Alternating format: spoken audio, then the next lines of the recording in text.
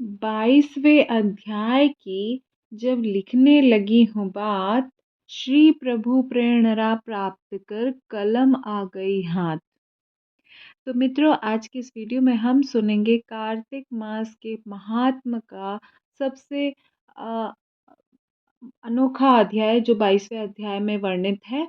और जब आप इस आध्यात्म कथा को सुने तो आप सभी हाथ में अक्षत पुष्प और कुछ दक्षिणा लेके इस कथा, इस महात्मा को सुने। और आप सभी को कार्तिक मास की बहुत ढेर सारी शुभकामना, मंगल कामना। तो आइए सुनते हैं कार्तिक मास के महात्म का 22वां अध्याय।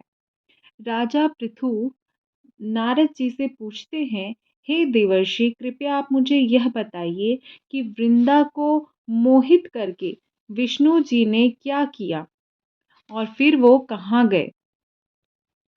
तो देवता स्तुति यहाँ पर जो वर्णन किया गया है वो इस प्रकार से था कि जब देवता स्तुति कर मौन हो गए, तब शंकर जी ने सब देवताओं से कहा, हे ब्रह्मादिक देवता, जलंधर तो मेरा ही अंश था और मैंने ही तुम्हारे लिए नहीं मारा, यह मेरी सांसारिक लीला थी।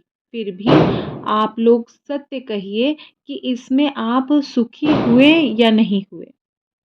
तब ब्रह्मादि देवताओं के नेत्र हर्ष से खिल गए और उन्होंने शिवजी को प्रणाम कर विष्णु जी का वह वृतांत कह सुनाया जो उन्होंने बड़े प्रयत्न से वृंदा को मोहित किया था, तथा वह अग्नि में प्रवेश कर परम गति को प्राप्त हुई थी।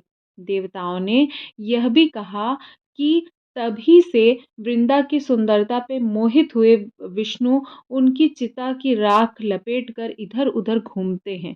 अतएव आप उन्हें समझाइए, क्योंकि यह सारा चराचर आपके ही अधीन है। देवताओं से यह सारा वृतांत सुनकर शंकर जी ने उन्हें अपनी माया समझाई और कहा, उसी से मोहित विष्णु भी काम के वश में हो गए हैं, परंतु महादेवी उमा त्रिदेवों की जननी सबसे परे और सबसे मूल प्रकृति है, परम मनोहर है और वही गिरिजा भी कहलाती है। अतएव विष्णु को मोह दूर करने के लिए आप सभी माता गिरिजा की शरण में जाइए। शंकर जी की आज्ञा पाकर सब देवता मूल प्रकृति को प्रसन्न करने चले गए। उनके स्थान पर पहुंचकर उनकी बहुत ही सुंदर और बहुत ही बड़ी स्तुति की थी उन लोगों ने। स्तुति प्रस्तुत की थी। तब वहाँ पर आकाशवाणी हुई कि हे देवताओं, मैं ही 3 प्रकार के 3 गुणों को पृथक करके स्थित सत्य गुण और उस गुण से गौरा, रजोगुण से लक्ष्मी और तमोगुण से ज्योति रूप में हूँ।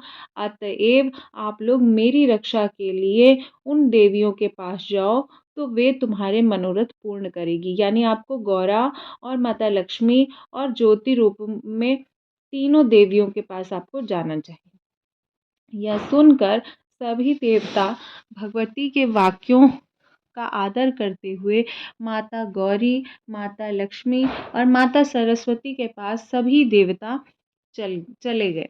और जैसे ही वो सभी देवियों के पास पहुँचे, उन देवियों को सब लोगों ने प्रणाम किया। सब देवताओं ने भक्ति पूर्वक उन सब देवियों से प्रार्थना की, स्तुति की और तीनों देवियां प्रकट हो गईं। सभी देवताओं से खुश होकर निवेदन किया और उन देवियों को कुछ बीज देकर कहा कि इन्हें ले जाकर तुम बो दो और तुम्हारे सभी कार्य सिद्ध हो जाएंगे। ब्रह्मादि देवता उन बीजों को लेकर विष्णु जी के पास गए। वृंदा की चिता को भूमि में डाल दिया और उससे धाती, मालती और तुलसी प्रकट हुई। और इसके बाद जो विद्यार्थी थी, उसके बीच से धात्री, लक्ष्मी के बीच से मालती और गौरी के बीच से तुलसी प्रकट हुई। विष्णु जी ने ज्यों ही उन स्त्री रूप वाली वनस्पतियों को देखा, वे उठ बैठे। कामासक्त चित्त से मोहित हो उनसे याचना करने लगे। धात्री और तुलसी उनकी प्रीति को प्रणाम किया। विष्णु जी ने सारा दुख भूलकर देवताओं को नमस्कृत होकर अपने लोक बैकुंठ को चले गए। वह पहले की तरह सुखी होकर शंकर जी का स्मरण करने लगे। यह आख्यात शिव जी की भक्ति प्रदान करने वाला है।